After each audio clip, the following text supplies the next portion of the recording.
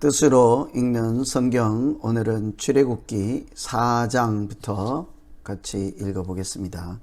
출애굽기 4장은 출애굽기 3장과 연결해서 같이 생각해 보아야겠죠. 3장은 하나님의 부르심이었습니다. 흔히 모세에게 소명 주시는 것, 하나님의 부르심. 이 하나님의 부르심에 대해서 모세가 어떻게 응답하고 부르심에 대한 모세의 반응이라고 할까요? 이 하나님의 부르심에 모세는 이렇게 나왔습니다. 내가 하나님이 보내신 사람으로서 애굽에 가서 또 바로에게 가서 백성들에게 가서 하나님을 만났고 하나님이 나에게 사명을 주셨다. 호렙산에서 내가 떨기나무 가운데 풀이 붙었으나 타지 않는 신비한 광경 가운데 하나님을 만났고 하나님께서 아브라함의 하나님, 이삭의 하나님, 야곱의 하나님이라 하시면서 애굽에 가라고 하셨다. 그런데 내가 간들 그 사람들이 믿어주겠습니까? 만일 믿지 아니하면요. 믿지 아니하면 어떻게 하겠습니까? 해야 합니까? 하나님이 주시는 말씀을 듣고도 우리가 얼마든지 이런 생각을 할 수가 있겠지요. 때로는 내가 가면 알아주긴 하겠습니까? 보다는 아예 처음부터 나는 안 갑니다. 나는 다른 일이 바빠요. 나는 알지만 내 뜻하고는 달라요. 이렇게 말할 수 있지 않겠습니까? 요나도 그랬고요. 우리도 흔히 하나님이 사명을 주신들 생각해 보고요. 이렇게 하지 않겠습니까? 사명 가운데 우리 반응, 순종으로 가기까지 세월이 많이 걸리지요. 내 뜻이 있는데요. 내 생각이 있는데요. 하나님과는 맞지 않습니다. 얼마든지 하는 것처럼 모세는 그들이 나를 믿지 아니하면요. 갈 수 없다. 현재는 갈 용기가 없다. 이런 연약한 마음이 있을 때 하나님께서 모세에게 하시는 말씀은 네 손을 보라. 네 손에 무엇이 있느냐? 지팡이가 있다는 거죠. 손을 봐라. 만일 하나님께서 이렇게 모세 같은 내가 간들 믿어주겠습니까? 하면 그렇지. 네 생각도 그렇지. 너는 산에 가서 40일 금식을 하든지 3일 금식을 하든지 거기 가면 내가 숨겨둔 황금 칼자루가 있으니 그거 들고 가라. 그렇게 말씀하지 않죠. 네 손을 봐라. 현재 너의 손에 있는 것이 무엇이냐? 지팡이 뿐인 거죠. 지팡이를 들고 가라고 합니다. 하나님은 하나님의 일을 나타낼 때 황금 칼이나 신비한 물건이나 아주 특이한 무엇이나 이런 것 가운데 역사하시지 않고 우리 손에 있는 것, 내가 가지고 있는 것, 이미 나에게 주신 것 가지고 하나님의 일을 나타내시죠. 그러니 우리가 못 간다 할 수가 없는 것 아니겠습니까? 내가 무엇이 없으니 못 가겠습니다. 나는 이것도 없어서 못 갔습니다. 할 때 내가 구해다 줄게. 그러면 갈래? 이렇게 하시지 않는다니까요. 너 손에 무엇이 있느냐요. 여러분 손에 무엇을 가지고 있습니까? 빈손입니까? 하나님께서 우리에게 모두 빈손 주셨습니까? 하나님께서 우리에게 많은 것을 손에 쥐어 주셨지요. 뿐만 아니라 두 번째는 그 손을 품에 넣어 보라 했더니 나병이 생겼습니다. 다시 한번 그렇게 해보라 했더니 이번에는 나병이 나았습니다. 이 나병이라고 하는 것은 당시에 하나님께서만 고칠 수 있는 병이라는 것이죠. 하늘이 주는 병이었습니다. 못 고치는 병이니까요. 그래서 이 손 가운데 하나님이 역사하심을 보여주시고 나일강 물을 땅에다 부어보라. 그것이 피가 되게 하였습니다. 이 나일강 물은 애굽 사람들에게 생명 같은 거죠. 생명수이지요. 사람이 사는데 물이 필수 조건이지 않겠습니까? 물 없는 곳에 사람이 살 수가 없는 것이죠. 농사도 못 지을 뿐더러 사람도 물을 먹고 살아야 하니까요. 그런데 그것이 먹지 못하는 피로 바꾸시는 이런 것을 통해서 모세를 하나님께서 격려하시고 인도하시고 도우시는 것을 볼 수가 있죠. 하나님이 한 사람을 택해서 사명자로 사용하실 때 하나님은 그에게 특별한 것을 요구하지 않습니다. 있는 그대로 가지고 있는 것 가지고 오히려 약할 때 강함이 되시는 하나님을 보여주시는 것이 사명자가 해야 될 일이니까요. 자기의 강함을 가지고 사람들에게 가는 것이 아니라는 이야기이죠. 그랬더니 모세는 그때도 아직 순종하지 못하고 말이 능하지 못합니다. 나는 말 잘 못해요. 사람들 앞에서 나가서 말할 줄 몰라요. 그랬더니 뭐라고 하십니까? 내가 할 말을 가르치리라. 저는 이 부분이 참 중요하다고 생각합니다. 앞에 내가 말 못해요는 나의 말, 내 말이죠. 그런데 하나님은 그것이 아니라 내가 준 말 가지고 가라는 거예요. 내가 주신 말. 이건 나의 말입니다. 하나님의 일은 내 말로 하는 것이 아니죠. 하나님께서 주신 말로 하는 것입니다. 하나님의 뜻으로 하는 것이죠. 하나님께서 주신 방법으로 하시는 것이죠. 그것이 하나님의 일을 감당해 나가는 사명자의 역할이지 않겠습니까? 사명자가 해야 할 일, 내 말 가지고 하는 것이 아닙니다. 이 말이라고 하는 것이 타는 말이 아니고 언어예요. 나의 말씀 가지고 하는 것이 아닙니다. 우리는 사람들에게 나의 생각이나 사상이나 철학이나 나의 주장을 전하는 사람이 아니라 하나님이 주신 말씀을 전달해 주는 통로일 뿐인 것이죠. 통로일 뿐인 것입니다. 특히 이렇게 설교를 하는 목회자들, 말씀을 전하는 사람들에게 아주 주의해야 될 한 가지가 있죠. 나의 주장이 전달되지 않도록 하는 것입니다. 반대로 하나님의 뜻이 전달되도록 하는 것이죠. 이런 차원에서는 누구나 사실은 마찬가지입니다. 여러분, 세상에 자기 말이나 주장이나 철학이나 생각이나 자기 색깔의 신앙을 가지고 상대방에게 강요하고 상대방에게 설득하고 나를 따르라 이렇게 하는 경우가 얼마나 많습니까?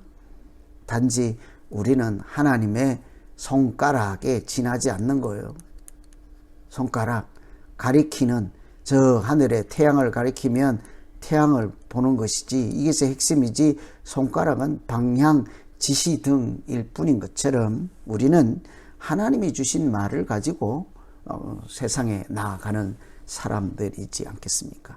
그렇게 하나님께서 설득을 하고 사명자가 어떤 역할, 기능을 해야 되는지를 알려주시고 말씀하시죠. 애굽으로 가라. 미디안에 이제 숨어 있을 때, 도망가 있을 때 40년 세월이 목동으로 사는 세월이 지나고 애굽으로 돌아가라. 그리고 모세가 들고 간 것은 하나님의 지팡이 뿐이었습니다. 많은 군대를 동원해서 대동하지도 않고 많은 황금을 모아서 가서 정치할 정치 자금을 들고 간 것도 아닙니다. 어쩌면 고목 같은 지팡이, 내가 양떼를 칠 때 사용했던 지팡이, 그러나 이제 그것을 하나님의 지팡이라고 하죠. 그것은 모세는 이제 들고 가는 것이 하나님의 지팡이였습니다. 이제 가서 애굽에 가서 사람들에게 할 것은 이스라엘은 내 장자라. 이때 나는 누구죠? 하나님의 장자라. 이스라엘은 하나님의 장자요. 다른 말로는 이들은 애굽 바로의 종이 아니라 하나님의 백성입니다. 하나님의 자녀입니다. 뿐만 아니라 나를 섬기게 하라. 이들은 하나님을 섬기며 살아가야 할 존재입니다. 이렇게 가서 선포할 때 지팡이, 이제 모세의 지팡이가 아니라 이제부터는 하나님의 지팡이이지요. 그것을 가지고 가서 전하라. 만일 그들이 거절할지라도 거절하게 되면 내가 그들의 장자를 그냥 두지 않을 것이다. 내 아들을 하나님의 백성을 보내라. 이것이 이제 하나님께서 모세에게 주신 사명이었습니다. 모세가 거절하고 순종하지 못할 때 하나님께서 모세에게 사명자가 무엇인지를 잘 보여주시는 말씀이라고 할 수 있겠죠. 5장은 내 백성을 보내라 하고 제목을 붙였습니다. 드디어 모세와 아론이 바로 애굽에게 갔습니다. 하나님의 백성을 보내라. 우리가 절기를 지킬 것이다. 내 백성을 보내라. 절기를 지킬 것이라. 하나님을 섬기다 또는 하나님께 희생 제사를 드릴 것이다. 요즘 말로 하면 내 백성을 보내십시오. 우리가 하나님께 예배 드려야 합니다. 처음부터 백성들을 구출하고 구원하는 그 목적, 방향, 이게 예배였습니다. 이사야 43장 21절에 있는 말씀도 마찬가지죠. 내가 이 백성을 나를 찬송하게 하려 하심이라. 하나님이 처음부터 하나님과 백성, 하나님과 사람, 하나님과 피조물 사이에 필수 불가결한 요소, 필수적인 요소는 하나님께 예배죠. 하나님을 섬기는, 하나님을 찬양하는 것입니다. 하나님을 영화롭게 하는 것이 소요리 문답, 신앙 그 내용을 요약한 첫 번째 구절이지 않습니까? 소요리 문답이라고 하는 그 우리가 믿는 바가 무엇인가, 사람이 존재하는 까닭이, 이유가, 목적이 무엇인가, 여호와를 섬기는 것, 예배드리는 것, 여호와를 경외하는 것이 지혜의 근본이라고 한 것, 이런 것이 다 일맥상통하는 것처럼 하나님을 영화롭게 하는 것이 인생의 본질이라고 하죠. 혹시 여기에 아직도 해답을 못 찾으시고 아직 퀘스천, 궁금증을 갖고 계신 분들 계십니까? 내 인생의 목적이 하나님을 예배하고 찬송하고 영화롭게 하는 것이다. 만일 이 질문에 답이 X 나오신다면 여러분 기도 많이 해보셔야 됩니다. 하나님 말씀 많이 읽어보셔야 됩니다. 하나님 은혜를 구하여야 될 것입니다. 이게 믿음의 출발이요, 신앙의 근본이기 때문이죠.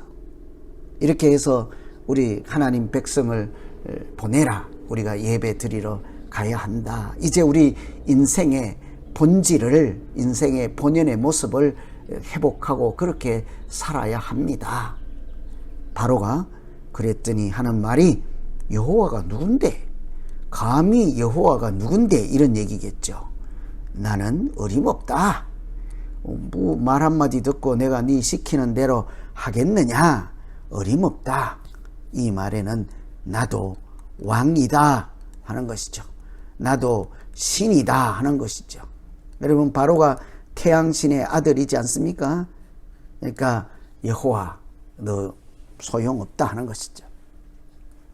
사흘길을 가서 우리가 하나님께 희생을 드려야 합니다. 사흘길 가요. 그냥 그 자리에 애굽에서 여기서 우리가 예배 드리겠습니다 하면 안 되겠습니까? 그런데 우리 굳이 사흘길을 가서 광야에서 하나님을 섬긴다는 거죠. 그 세상 가운데 있어서는 안 되죠. 우리가 하나님께 예배 드릴 때 가장 중요한 요소 하나가 세상으로부터 우리 자신을 구별하는 것이지 않습니까? 주일날 교회에 오세요 했더니요, 나는 집에서 예배 드리겠습니다 하는 거예요. 여러분, 그렇지 않습니다. 먼저는 내가 세상에 속해 있던 내가 일상에서 평범한 내가 살던 그대로에서 자기를 구별하여서 교회라는 거룩한 성전으로 구별하는 것이죠.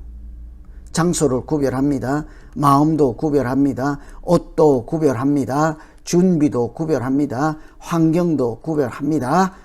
귀도 구별합니다. 이런 모든 것이 구별되어 이제 하나님의 이름을 부르는 예배와 그냥 내가 살던 그곳에서 그냥 하늘 한번 쳐다보고 그냥 아무 옷이나 입고 그냥 준비되지 않은 상태로 이곳에서도 얼마든지 예배 드릴 수 있습니다 하는 것은 진정한 예배에 대한 모습이 아니라 하겠죠. 우선은 우리는 사할 길을 가야 합니다. 일상에서 세상에서 나 자신을 하나님이 정해주신 거룩한 공간에 가서 예배 드려야 하겠죠. 그랬더니 이 바로가 하는 말이 왜 꾀를 부리느냐, 왜 노동을 회피하느냐 이런 얘기겠죠. 내가 준 일을 하지 않고 왜 꾀를 부리고 쉬려고 하느냐, 잔꾀를 부리느냐 하고 그들에게 노역을, 짐을 더 무겁게 일을 시키라고 하였습니다. 이런 것 보면 하나님을 섬긴다는 것이 참 쉽지 않다는 것을 볼 수 있죠. 은혜를 입는 것, 하나님과 가까이 나아가는 것, 고난의 길입니다. 호역이 무겁게 되잖아요. 고통이 더해지지 않습니까? 하나님을 섬기는 건 믿음 가운데는 항상 넘어가야 될 고난이 있습니다. 통과해야 될 짐이 있습니다. 지나가야 될, 또 지고 가야 될 십자가가 있지요. 그리고 나서 하나님 앞에 나아가는 것입니다. 그리고 하나님의 은혜 앞에 서게 되는 것이지 않겠습니까? 신앙이라고 하는 것이 그냥 그대로 있는 그대로 또 아무 없이 평안하다 그렇게 하나님의 은혜를 누리는 것이 아니라는 말씀이죠. 그렇게 가서 당당하게 하나님 시키는 대로 했더니 고역이 더 가중되고 무거워졌을 때 모세가 하는 말, 어찌하여 나를 보내서 이곳에서 학대를 당하게 하십니까? 하나님 너무하십니다. 참 하나님의 백성으로 살아가는 것이 이렇게 어려운 것 우리가 쉽게 짐작해 볼 수 있죠. 하나님의 일을 시킨 대로 했을 때에도 시키는 대로 순종했을 때조차 나에게 돌아오는 것은 오히려 고난이요, 핍박이요, 무거운 짐일 수가 있다는 것이죠. 그러나 그런 고난과 핍박과 또 억울한 일이 있을지라도 하나님과 더불어 동행할 때 그곳에는 세상이 주지 못하는 즐거움과 기쁨과 하나님이 주시는 또 은혜가 있지 않겠습니까? 우리는 당장 눈앞에 펼쳐지는 고난이나 고통 바라보고 실족하는 사람이 아니라 고통 너머에 있는 영광을 주시는 하나님께로 나아가는 믿음의 사람들 되기를 소망합니다. 6장입니다. 4장은 3장에 대한 응답이었습니다. 5장은 현장에 갔을 때 바로와 반응을 만나게 되었습니다.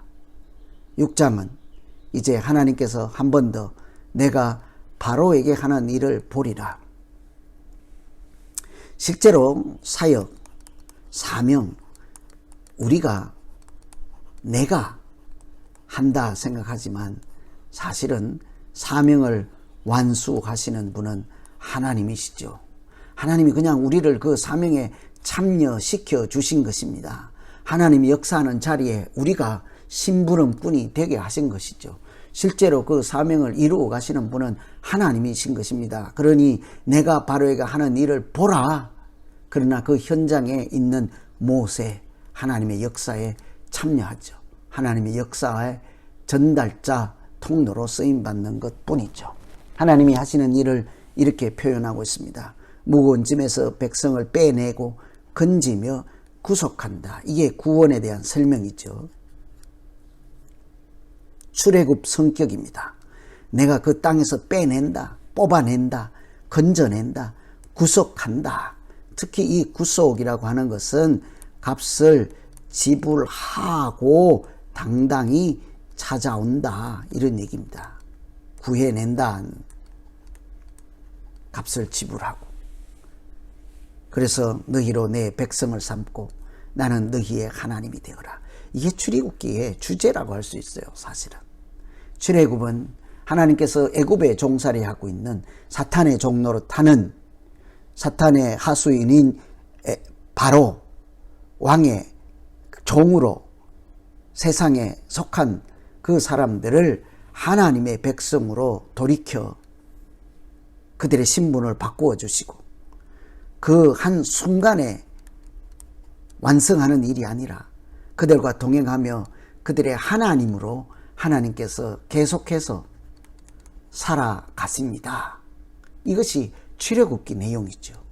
건져내고 뽑아내고 구속하여서 너는 나의 백성이라 선언하시고 앞으로도 그렇게 백성으로 계속 살아갈 수 있도록 하나님 되어주시는 것이 출애굽기의 내용이지 않습니까? 모세가 백성에게 가서 전했더니 백성들조차도 듣지 않게 되었습니다. 참 하나님이 하시는 일 가운데 쓰임 받아 보면 많은 고통, 고난, 또한 은혜, 기쁨, 하나님의 역사 이런 것을 동시에 경험할 수 있게 되죠. 그러니 하나님의 은혜 가운데 또 하나님의 역사 가운데 산 믿음으로 또 역동하는 믿음으로 살기 위해서는 늘 하나님 일에 뛰어들고 주신 사명 붙잡고 씨름하고 또 그 사명으로 불순종하는 사람들과 영적인 싸움, 씨름하며 살아가는 것, 그것이 우리가 은혜로 살아가는 비결이요, 하나님의 자녀로 살아가는 비결이죠. 세상에 아버지의 자녀로 살아가는 것, 이름 있는 아버지의 아들 자녀로 살아갈 때 여러분 얼마나 고통스럽습니까? 대통령의 아들이라고 해보세요. 많은 고난이 있습니다.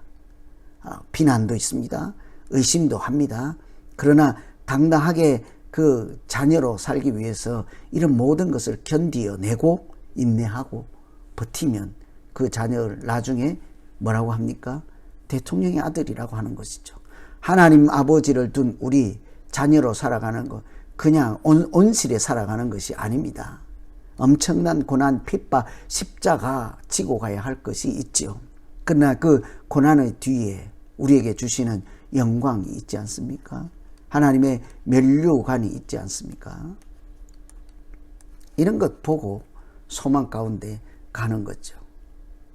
그렇게 살아가야 할 그 레위 아들들의 이름, 특히 이렇게 모세가 속한 레위 지파 사람들의 이름을 쭉 나열해 놓고 있습니다. 앞으로 이들이 모세와 더불어 이런 하나님의 자녀로 살아갈 수 있도록 이스라엘 백성, 하나님의 백성들이 백성답게 하나님의 자녀답게 살아갈 수 있도록 앞장서서 섬기고 헌신하는 그런 사람들의 이름을 열거해 놓고 있습니다.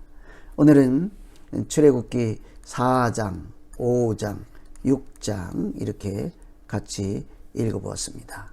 4장은 소명 부르심에 대한 응답으로 생각하시고 또 5장은 가서 전달했을 때 바로의 반응이라고 하죠. 6장은 이때 하나님이 역사를 어떻게 나타내실지 그 사람들에게 다시 내 일을 지켜보라 이렇게 하시며 사명을 완수하는 자는 하나님이심을 우리에게 다시 말씀해 주고 있는 것입니다. 오늘 4장, 5장, 6장을 이렇게 차근차근 읽어보시면서 성경 하나님의 말씀이 정말 달콤한 말씀, 생명력이 있는 말씀, 능력이 되는 말씀으로 우리에게 작용하고 그 말씀 붙잡고 살아갈 때 승리하는 우리 모두 되기를 간절히 소망합니다. 다음 주에 또 계속해서 같이 읽도록 하겠습니다.